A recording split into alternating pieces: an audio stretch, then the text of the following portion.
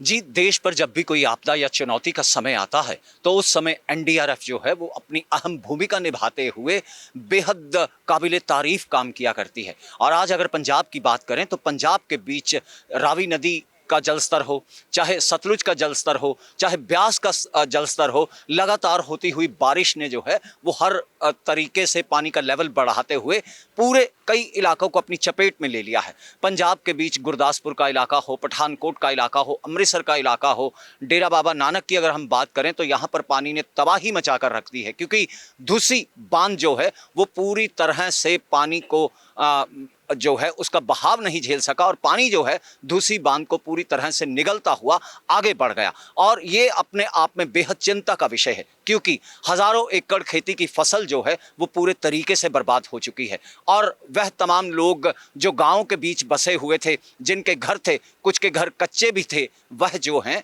इस वक्त बेहद मुसीबत में आ गए हैं। और सबसे बड़ी मुसीबत इस समय गांव वासियों के लिए जो है वो है उनके पशुधन को संभालने की, क्योंकि पशुओं के चारे की जो है वो बेहद समस्या सामने आ गई है। कहीं पर जो जानवर हैं वो बह गए हैं, या फिर कहीं पर जो है कुछ जानवरों की मौत हो गई है, जो अन्नदाता के लिए, जो गांव वासियों के लिए जो है बेहद बड़ा नुकसान होता है। लेकिन अब जो पानी का स्तर है वो लगातार बढ़ता जा रहा है, क्योंकि बारिश जो है वो रुकने के मूड में नहीं, और पानी जो है वो हर चीज़ को लीलने को पूरे तरीके से आमादा है और लगातार अपने लेवल को बढ़ाता हुआ गांवों को निगलता जा रहा है। बात अगर एनडीआरएफ की टीम की करें तो एनडीआरएफ टीम के तमाम जवान जो हैं वो यहाँ पर मौजूद हैं। मैं अपने कैमरामैन से कहूँगा कि उनकी तस्वीरें दिखाते हुए जो है लोगों को भी ये बताने की कोशिश करें कि जब भी देश पर या किसी भी प्रदेश के अंदर किसी भी तरीके की ऐसी कुदरत की आपदा या आफत आती है तो ऐसे मौके पर एनडीआरएफ की टीमें जो हैं वो वॉरियर की तरह मोर्चे पर उतरती हैं। इस वक्त हमारे साथ 7th एनडीआरएफ के जो जवान हैं वो यहाँ पर मौजूद हैं, क्योंकि दूसरी तरफ जो हैं वो पंजाब के गवर्नर आदरणीय गुलाब चंद कटारिया जो हैं वो पहुँचे हुए हैं। इसके बाद जो है गवर्नर इन लोगों की हौसला अफजाई करते हुए, इनसे बातचीत करते हुए जो है उन्हें मोटिवेट भी करेंगे। लेकिन अगर एनडीआरएफ की बात की जाए साहब, तो एनडीआरएफ जो है वो किस तरीके से अपने काम को अंजाम देगी? हम तो जो सबसे पहले हम जो फंसे हुए लोग होते हैं उनको बाहर निकालते हैं, और कभी भी कहीं भी होते हैं अगर हमारी ज़रूरत पड़ती है उनको, उनके पास तो हम पहुंचते हैं और उनको हम निकालने की कोशिश करते हैं और बखूबी उनको बाहर भी निकालते हैं। तो क्या एनडीआरएफ की टीमें यहाँ पर जो हैं वो टेक्नोलॉजी का इस्तेमाल भी किसी तरीके से करती हैं, और किस तरीके की बोट्स जो हैं वो लोगों को बचाने के लिए यहाँ पर उतारी जाएंगी, और कितनी टीमें जो हैं वो इस काम में, इस इलाके में जुटने वाली हैं? अभी तो हमारी टीम तो यहाँ पे पहुँची हुई है, 7th एनडीआरएफ की एक टुकड़ी है यहाँ पे, और हम हम अपनी बोट लेकर आए हैं।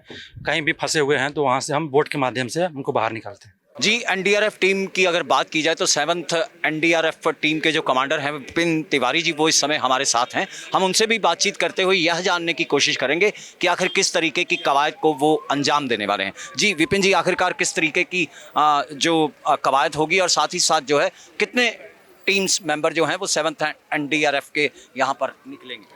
अभी अगर हम प्रेजेंटली बात करें तो प्रेजेंटली इस डेरा बाबा नानक इलाके में टोटल 3 टीमें अभी डिप्लॉयड हैं हमारी।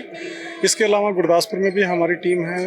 तो अभी जैसे वाटर लेवल कम हो रहा है इसलिए टीमें हमारी मूव कर रही हैं। इस मतलब पहले ज़्यादा टीमें थी, लेकिन अभी तो 3 टीमें हैं। डेरा बाबा नानक में 3 टीमें हैं। तो क्या एनडीआरएफ की ओर से फिलहाल राहत या बचाव का काम करते हुए कुछ गर्भवती महिलाओं या घर तक ऐसे लोग भी सामने आए जिन्हें रेस्क्यू करते हुए अस्पताल पहुंचाया गया? जी जी, ऐसे काफ़ी केसेस आए। जैसे कि हम यहाँ पे 27 अगस्त को आए थे, उस समय तो वाटर लेवल बहुत ज़्यादा था यहाँ पे, लेकिन अभी धीरे धीरे वाटर लेवल कम हो रहा है। उस समय जब हम आए थे तो लोगों को इवैक्यूएट करना होता था। हम काफ़ी गाँव में जाते थे बोट्स के सहारे, तो वहाँ पर ऐसी स्थितियाँ हमें काफ़ी मिलती थी। प्रेगनेंट लेडी या फिर कोई पेशेंट है जिसको हमें इवैक्यूएट करने की ज़रूरत पड़ती थी, हम लोगों को इवैक्यूएट किया हमने। और अभी जो लोग हैं उनको हमने काफ़ी रिलीफ मटेरियल भी प्रोवाइड, जो भी सिविल एडमिनिस्ट्रेशन द्वारा हमें प्रोवाइड किए गए, उनको हमने लास्ट गांव तक, जहां से लोगों की कनेक्टिविटी अभी एकदम ख़त्म हो रखी है, वहां तक हमने राहत सामग्री भी पहुंचाई।